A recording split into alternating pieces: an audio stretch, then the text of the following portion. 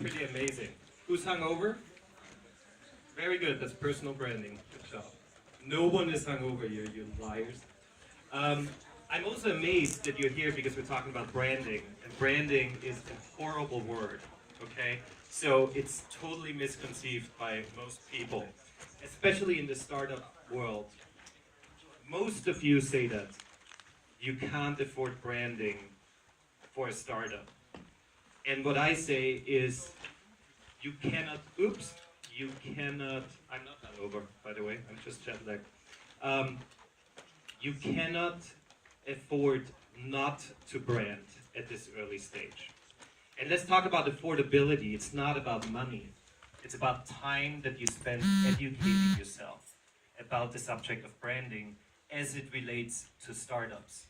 Branding for startups can be a huge, huge differentiator when competitors come in. And you know better than anyone that your startup has a lot of dents, right?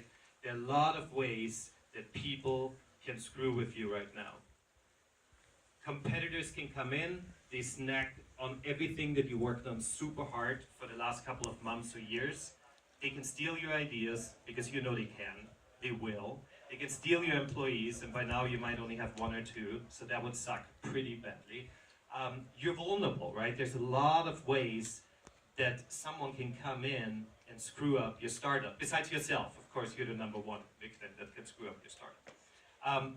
What branding does, think about it for a startup, very different from a Fortune 500. Think about it for a startup that it is a layer of insurance, okay? It puts something around your startup that people feel and no one can steal from you, right? Because a brand you actually own and you create. And there's something magical about this.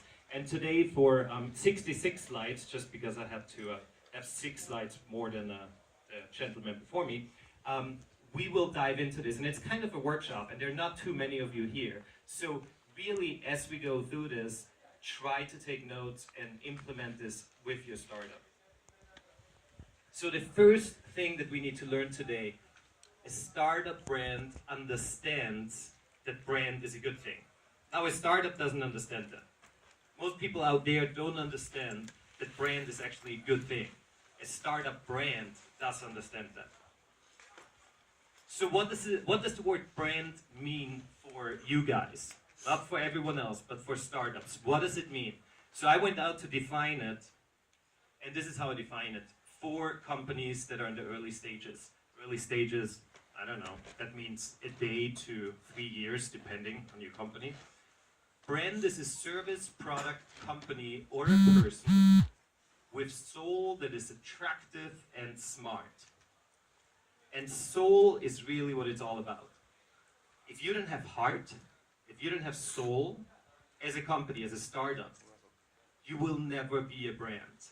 If you infuse heart into your startup, you will very quickly turn into a brand.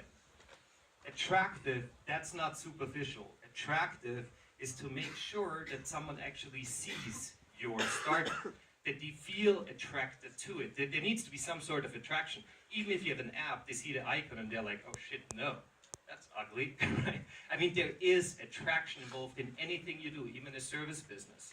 Make sure it's attractive. You know, the typical example is you go to a supermarket, especially in the US, you go to a supermarket, you've got like 50 different kinds of orange juice, which is pathetic, and it's very US. So here you've got 3 maybe, which is much better. But you've got 50 orange juices, and before you can even analyze which one of them is bio, I guess you say here, right, organic, which one of them has pulp, which one of them is 100%, which one is pasteurized, you can't. You go there and you just look at all the different orange juices, and you automatically go to the one that you're most attracted to. And that idea works for everything, for a startup, right? You have to be attractive. The days in Silicon Valley where you can have a lean startup with lean branding are over. Everything looks awesome, right? You look at startups, you look at websites, they look greater and greater every day because it's all about user experience. And where does user experience start? It has to be attractive. Jumping over to user experience, it has to be smart. UI, UX, For the orange juice example, the bottle has to work perfectly. And that sounds ridiculous because a bottle works. No, a bottle doesn't always work, right? It has to, no drop left, right? How does it fit into my car holder? All these things, right? It has to work perfectly. So the beauty of this is that this is what branding actually does. So there are formulas, there are ways that you can think about this. The first thing is the brand platform, and we're going to spend time today actually figuring this out together for your company. I'm not going to do it for your company. You have to figure it out, but I'm going to help you. The brand platform is just as important as a business plan. In my eyes, it is super important. All of you have a business plan, even if it might just be on a napkin, right? But you have something written down. Most of you don't have a brand platform. Brand atmosphere, the attractive part, that is the layer around your company that a customer, a client, a consumer has to poke through in order to get to your product. That might be as boring as an email marketing message, or not boring, depending, given the first presentation, it doesn't have to be boring. But anything that you say and that you show is the brand atmosphere. And that better be awesome. Why? It's the first feature that anyone's gonna ever see. If you think about branding that way, things are gonna change. Because you spent a lot of time figuring out features. So that's the brand atmosphere. And then last but not least, the brand's usability smart, which I'm sure you know all about. We're not even gonna dive into it. So this is how it works. Everything starts with the one thing you haven't done. So everything starts with the brand platform. From then on, you go into naming. If you're not educated about the brand strategy, which is the platform, you shouldn't name your startup. Too bad you didn't do that, right? I mean, the first thing you do is come up with the name. Because this is the most fun thing. You can do it in the shower. You're like, that's it. Some of you might have come up with the name and then with the company, because it's like, hey, wouldn't that be a cool company? And then you create the identity, which is the logo. It's just a fancier way of saying it. And then, the outreach starts of the brand atmosphere, the digital design. I always feel like this provides the smile to the brand. This is kind of like the brains, and this is the looks. Now, if you're digital first, which most probably 90% of you are, if your actual deliverable, your product is digital, you can't do it this way. You have to start with the product, fail forward, analyze how the product really should work as you work on the brand platform, and then you move into naming. All right, so number 2, a startup brand differentiates emotionally. So we know what you do, well, you know what you do, and you can say it in 3 minutes, which was pretty impressive for a lot of you. The big question is, why? Why do you do what you do?